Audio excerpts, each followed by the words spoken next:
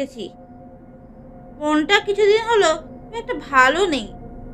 প্রতিদিনই একই কাজ করতে করতে মনটা ভেঙে যাচ্ছিল। তাই ভাবলাম কিছুদিনের জন্য ঝিনুকগঞ্জ ঘুরে আসি। এই জায়গাটা এত সুন্দর যে এখানে এসে মনটা একেবারেই ভালো হয়ে গেছে। মনটা বেশ ফুরফুরে লাগছে। এমন সময় একটা ঘটনা ঘটলো। এখানে এসে জানতে পারলাম এখানে একটি অশরীরীর বাস। এই অশরীরী নাকি কোনো শহরের লোককে বাঁচতে দেয় না। এই শহর থেকে যারা এখানে আসে তাদের মৃতদেহ পাওয়া যায়।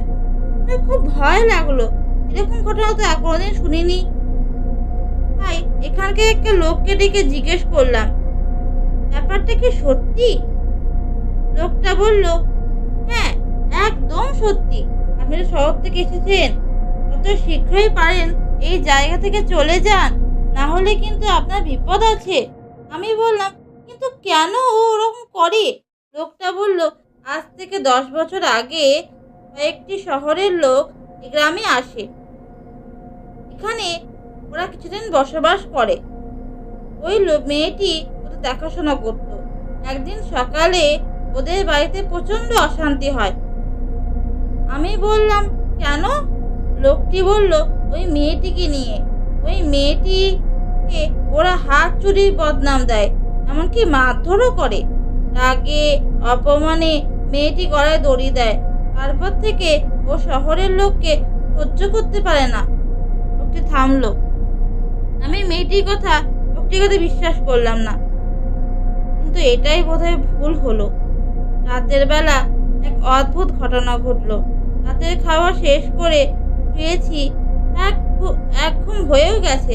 হঠাৎ একটা অস্বস্তি হতে লাগলো। জেগে উঠতে গিয়েও জাগতে পারলাম না। মুখ দিয়ে গোঙানি বেরিয়ে এলো। হঠাৎ আচমকা চোখ খুলে গেল। চোখ খুলে দেখলাম আমার উপর একটা ছায়ামূর্তি বসে আছে। আর তার কালো মিশমিশে হাত দুটো দিয়ে আমার গলাটা চেপে ধরে আছে। আমি দম নিতে পারছি না। এই ভদ্রলোকের কথাগুলো বারবার মনে পড়ে যাচ্ছে। তাহলে কি আজ আমার শেষ দিন?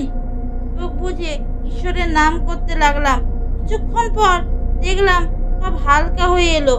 আরে, সে গেল কোথায়? কেউ নেই। কিন্তু এখানে আর থাকা যায় না। আজ সে কিছু করতে পারিনি, কিন্তু কাল যে কিছু করবে না তার গ্যারেন্টি কি? তখনই এখান থেকে চলে এলাম। এই রাত কখনো ভুলবো না আমি।